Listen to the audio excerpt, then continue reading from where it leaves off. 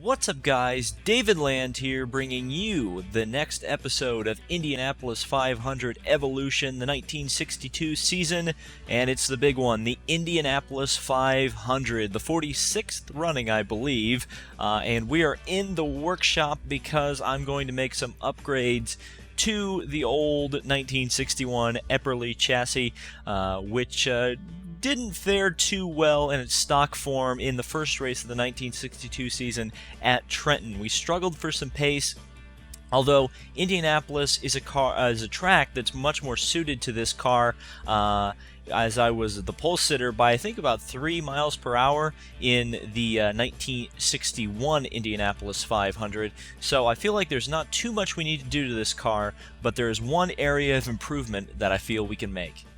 And that area of improvement is in the 1962 shop, and I believe the way I'm going to get speed out of this car is to equip a 1962 4-speed. It only cost me 5,000 credits, not a very large investment.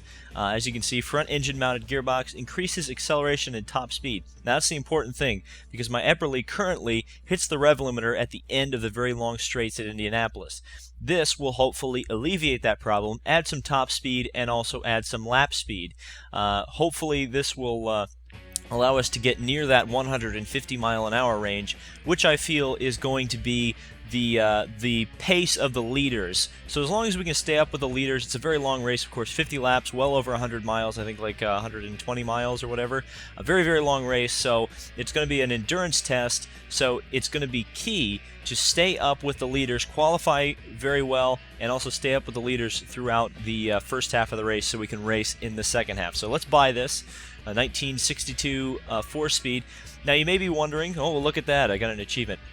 Now you may be wondering why I'm not going with the 1962 Offenhauser.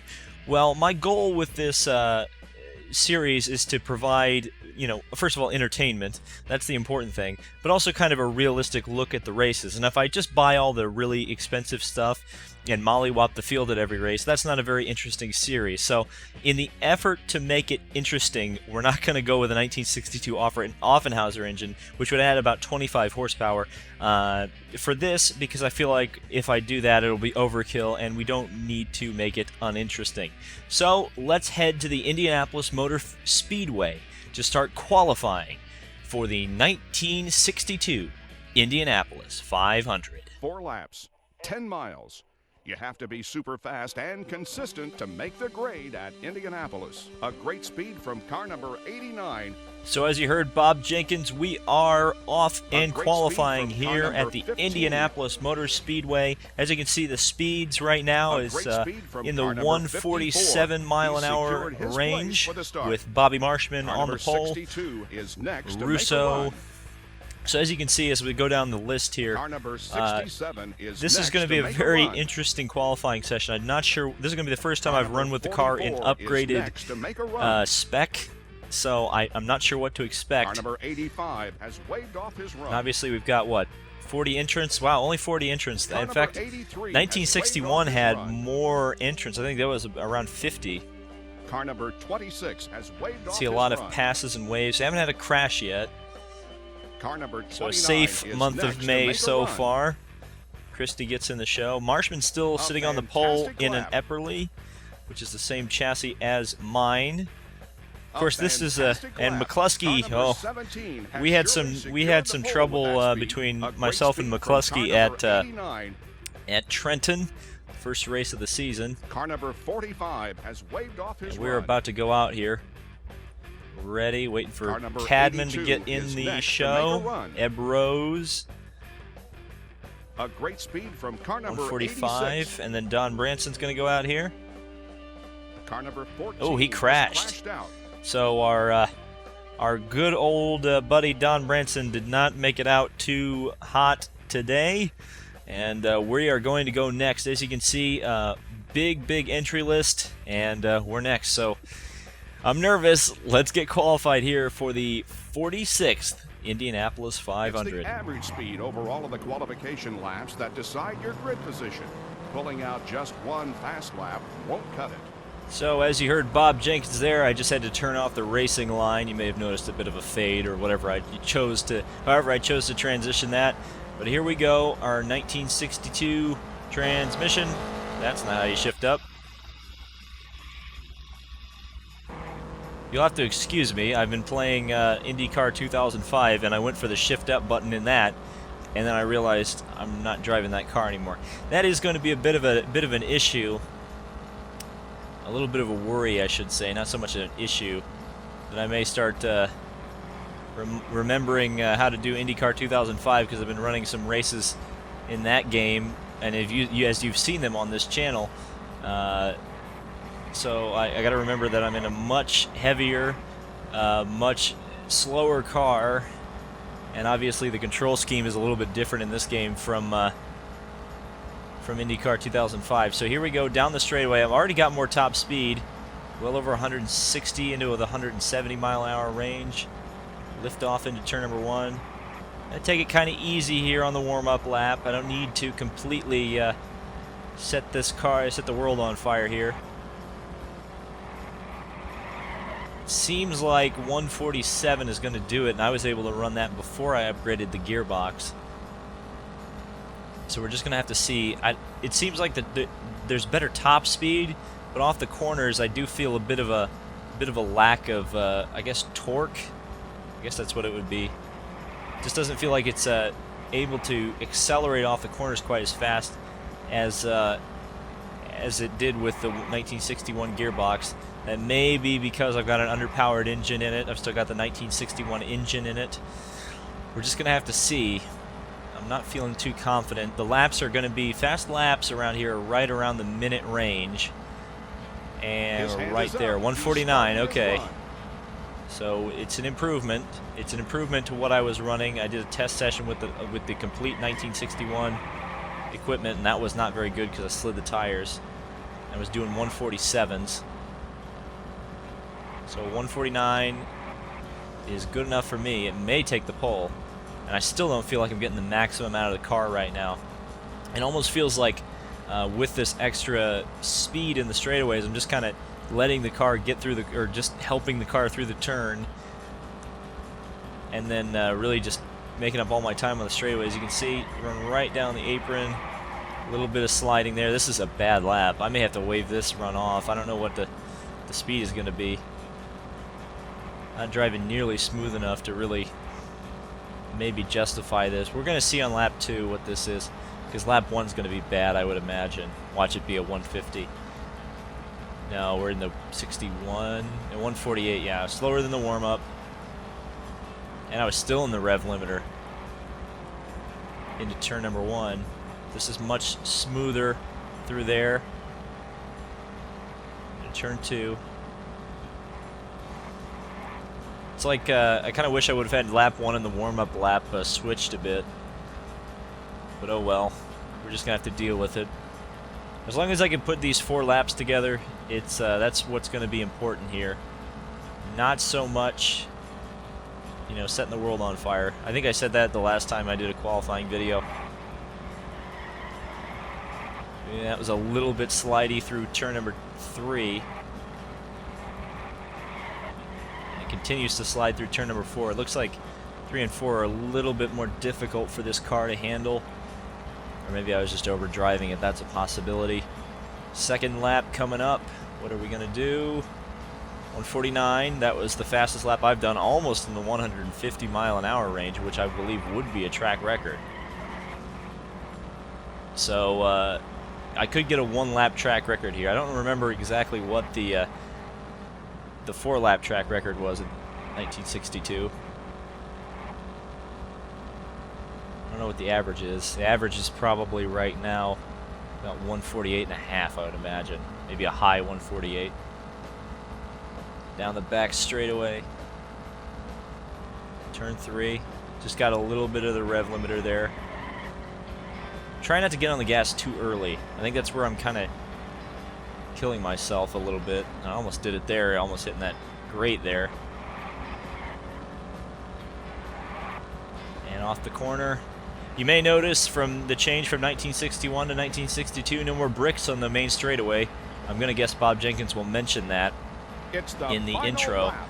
149.7.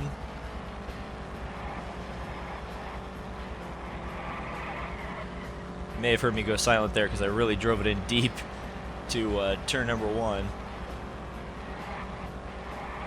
On to turn number 2. Hard on the throttle. Off the corner. Theoretically, could pull out a 150 here. See if I can do it. It's going to be real close. Turn 3. Gotta be so careful. Little bit of tire squeal. I don't know if that was good or bad. Turn number 4. This may have killed my attempt to get 150. And I slid off of the corner as well. Down the main straightaway, but we're definitely going to take the pole position, at least provisionally. Is it a 150? No, a 148. A fantastic lap has surely secured All the pole right, with so that speed. yes, I Car number did 5 take has waved off the his run. Car number the 34 pole, is next to make a run. and more cars Car begin number to 21 take laps has here. qualified for the race. Get down and actually be able to see what's going on. Car number 88 has waved off his run. Gurney qualified the rear engine. Thompson in 7th. Car number 80 has qualified for the race. Daywalt goes to 9th. In fact, we are really fast, A actually. great speed from car number 32. It's funny, I probably didn't need to upgrade the car for this race. Car number 70 has At least for crashed qualifying. Let's see, Don Davis. Out. Car number 27 has Waves waved off. off his run. Here's some of the fast guys. Car number 2 has Oh, Sachs was qualified not for very the race. fast. Daltoni, is he going to go fast? I doubt it. A great He speed did from qualify, car though, number at 143. AJ, what's he got? What you got, AJ? Car number 1 Nope. has waved off Waved his it run. off. Rathman, Car number 9 Eighth. is next to make a run. Hurtubise, A great speed from only car number P9. 91. A lot of the cars are kind of running in the, well, car 91, that's good. Car number 18. Cars has really waved just off kind his of run. running in the mid-pack right now. There's nobody really out there who's got a Car number 38 has tremendous amount of qualified speed, for it the looks race. like. A great speed from Lloyd car number Ruby, 12. 6th. Goldsmith, where's he going to go? A great speed from car number 53. And one more car. Len Sutton. Does he knock me off the pole? Car number 7 is No, next he goes to to make a second, run. but it's a 148.6. So let's hit the continue button, and this will move on to the remainder. There is time left today after the run through the draw for another chance at the pole for drivers yet to post a speed. A great speed from car number 3. So there you go. Roger Ward goes to P6 in the second session of pole A great day. speed from car number Parnelli 98. takes the pole He from me. secured his place He with a takes start. the pole from me. Car number 85 Oh has crashed out. no. I lost the pole position to my Car number nemesis. 83 has Parnelli qualified Jones. for the race. Wow. Ugh. Car number 19 Well, has I crashed won't out. repeat the pole position this time. You can see Parnelli a Car number 26 has 149.3. crashed out. Wow. Rutman A crashed out. fantastic Wow, lap. there's an awful lot of cars qualifying here. We're at 29. We're almost at a full field here. Car number 45 has crashed out. A lot of crashes here in the late session. Car number And 5 has Tinglestad. broken down. Got 7 minutes to go. Does somebody else go out? Car number 88 We do. is Gene next Hartley to make a run. puts it in the show. P12, and that is going to do it for pole day. What an eventful pole day. Parnelli Jones takes the pole. I will roll off second for the Indianapolis 500, but let's see bump day and who makes the show and who does not. With the grid full, the drivers yet to post a speed will have to bump the slowest qualifiers from the grid.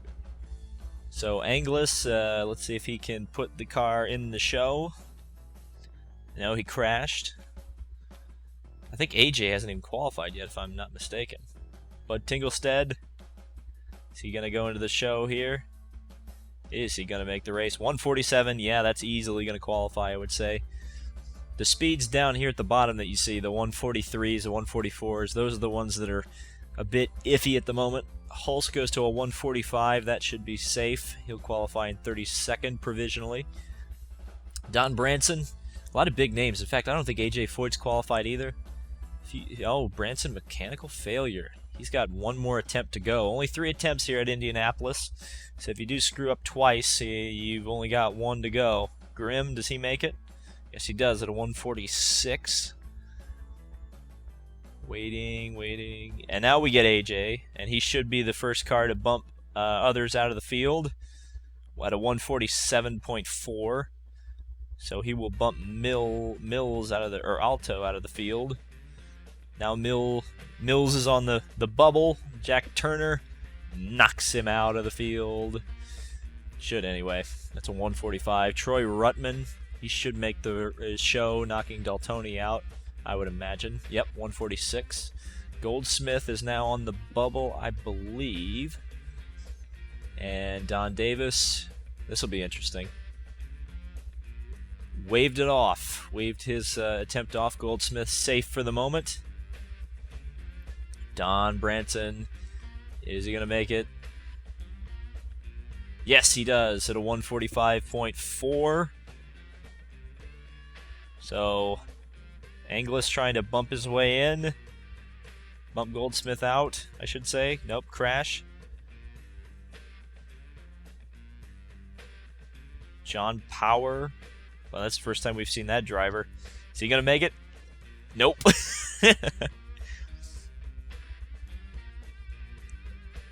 And Don Davis trying to get back in the field, trying to bump Goldsmith again.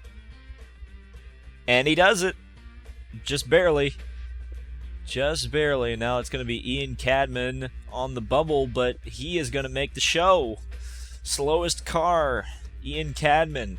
So let's take a look at the full field rundown here for for the Indianapolis 500 qualifying. The front row is Jones, Land, and Sutton. Myself and Parnelli are the only 2 cars in the 140 mile an hour or 149 mile an hour range. No one qualified at 150 miles per hour. So it's going to be an absolutely wild race, and it should be a very fast race, considering that most of the cars, or at least I would say, yeah, about the top 8, should be very competitive with one another. And there may be some slow guys here in the back, so it's going to be a wild race. Lots of lap traffic, I would imagine, and it could be very wild. The last Indianapolis 500 was very wild. So this is where we're going to split off the videos. If you've just seen this uploaded, the Indianapolis 500 should be coming very soon, within the next couple of days. But if you are watching this probably, weeks on or years on, the 1962 Indianapolis 500 should already be up on my channel. And hit the subscribe button and the like button while you're down there searching for that video, if you enjoy Indianapolis 500 Evolution. So we will see you at the 46th running of the Indianapolis 500, a 50-lap race. Can I finally take home my first Indianapolis 500 win in Indianapolis 500 Evolution? We'll find out in the next video.